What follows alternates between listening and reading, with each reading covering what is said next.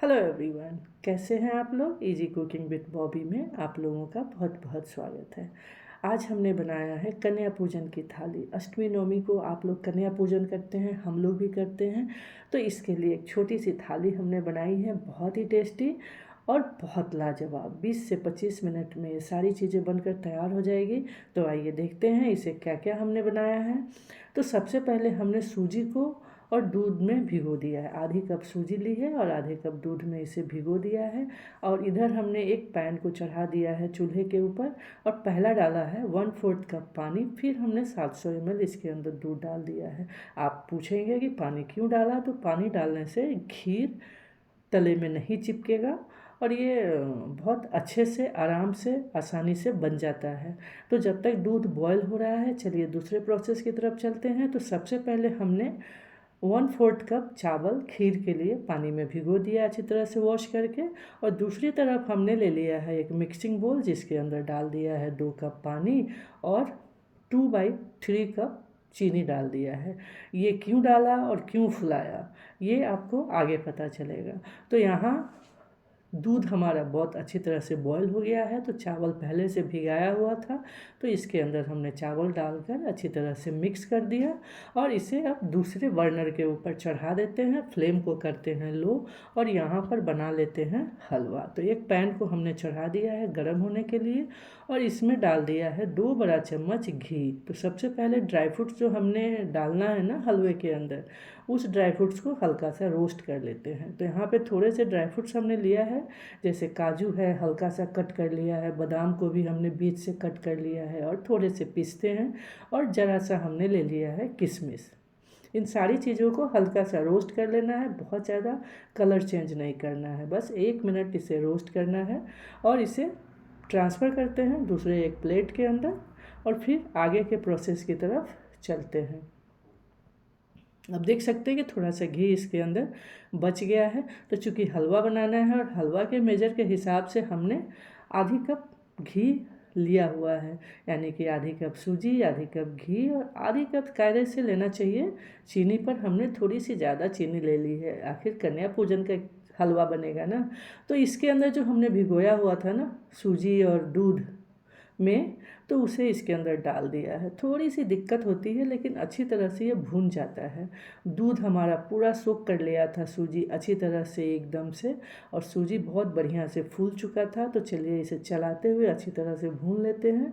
और हमने जो डाला था पानी के अंदर चीनी, उस पतीले को हमने चढ़ा देना है चूल्हे के ऊपर। फ्लेम को रखना है लो, क्योंकि बॉयल नहीं करना है, बस चीनी को मेल्ट करना है। और उसके अंदर आधी चम्मच हमने डाल दिया है इलायची पाउडर।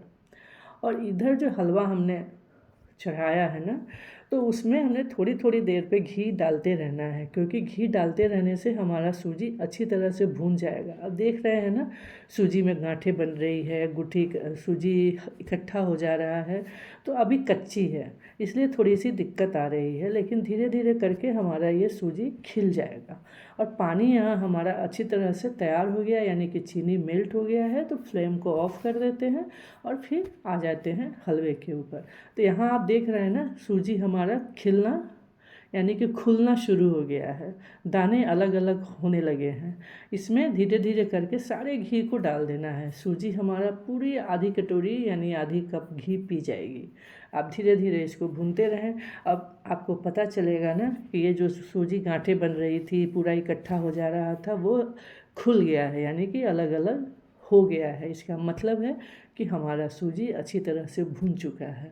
आपको दिख रहा होगा कि सूजी अभी कलर चेंज नहीं किया है, लेकिन सूजी हमारा अच्छी तरह से भून चुका है। दूध में भिगोने की वजह से कलर चेंज नहीं हो पाता है, हल्का सा आपको कलर चेंज होगा। पूरी तरह से जब हलवा बनकर तैयार हो जाएगी, चीनी डलेगा, पानी डलेगा, तो थोड़ा सा कैरेमलाइज हो जाता है ना, तो थोड़ा सा कलर चेंज होगा, लेकिन पूरी तरह से ब्राउन नहीं हो पाएगा सूजी अभी भूनते टाइम में।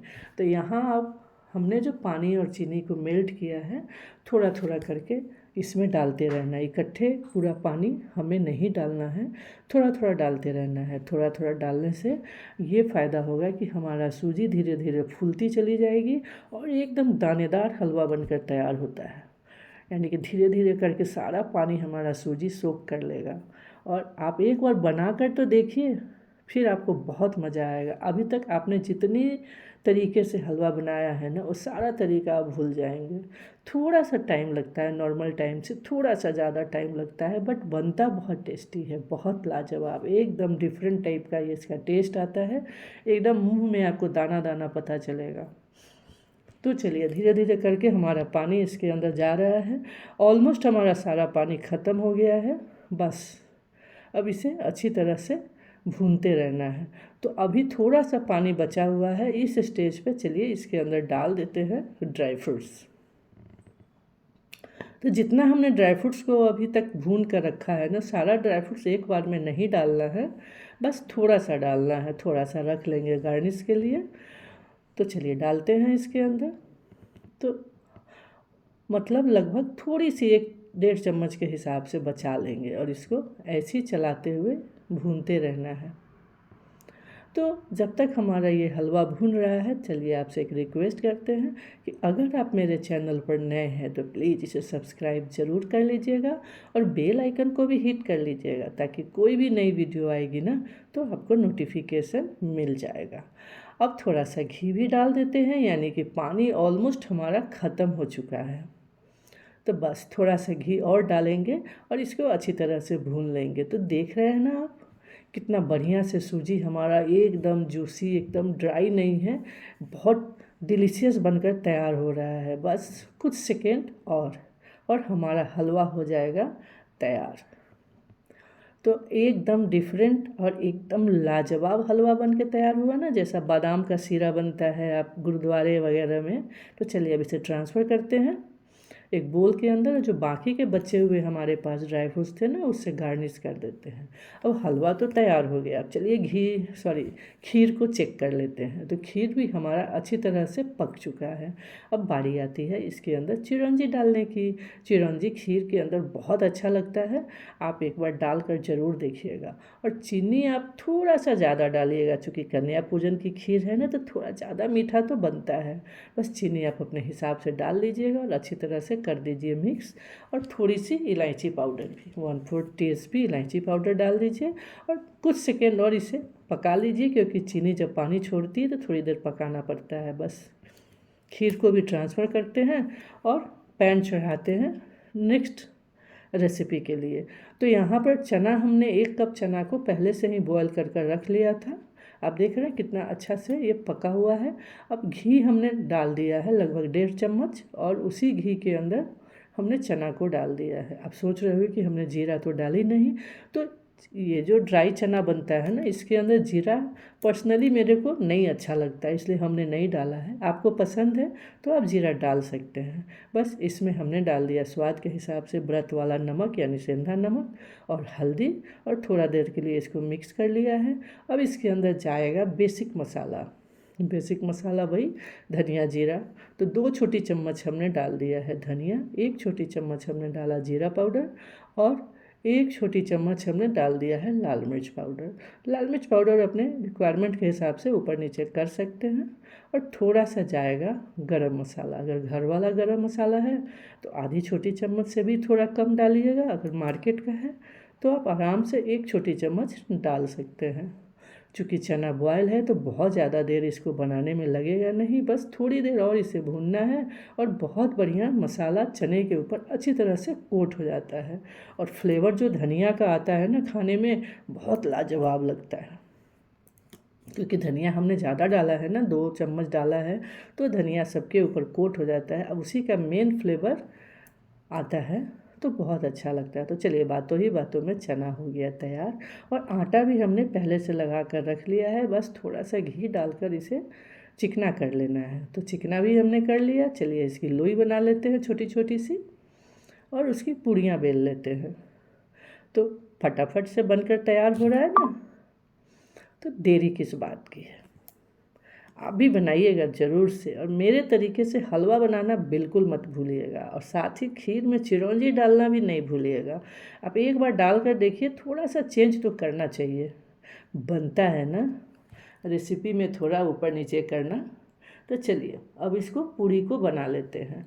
और हाँ दोस्तों, जब तक पूड़ियाँ बन रही है तब तक एक छोटी रिक्वेस्ट, और अगर आपको वीडियो पसंद आती है तो प्लीज़ इसे लाइक एंड शेयर ज़रूर कीजिएगा अपने दोस्तों के साथ, और कमेंट करना बिल्कुल मत भूलिएगा, क्योंकि आपका फीडबैक हमारे लिए बहुत मायने रखता है। तो देखा दोस्तों, बातों ही बातों में हमारी पूड़ियाँ भी बन गई। तो होता क्या है ना कि कभी कभी पहली पूड़ी नहीं फूल पाती है और बाद की पूड़ियाँ सब बनती चली जाती है, तो ये तो कभी कभी हो ही जाता है। तो अब बारी आती है थाली लगाने की। तो चलिए अब थाली लगा लेते हैं। तो दोस्तों, कल महाअष्टमी है। आपने कल कन्या को खिलाना है या नौमी के दिन खिलाना है, मेरे को ज़रूर बताइएगा। तो ये सारी चीज़ें आपकी कन्याओं को बहुत पसंद आएगी, यानी कंजक को बहुत पसंद आएगी। बहुत डिलीशियस और बहुत टेस्टी है, तो देरी किस बात की है। इस बार की थाली मेरे हिसाब से बनाइए, थोड़ी सी मिठाई आप इसके अंदर डाल दीजिए, बस आपकी कंजक तो बहुत खुश हो जाएगी। तो चलिए आप इंजॉय कीजिए अपने कंजक के साथ, और हमारी मुलाकात होगी अगली रेसिपी के साथ। तब तक के लिए बाय बाय, हैप्पी नवरात्रि।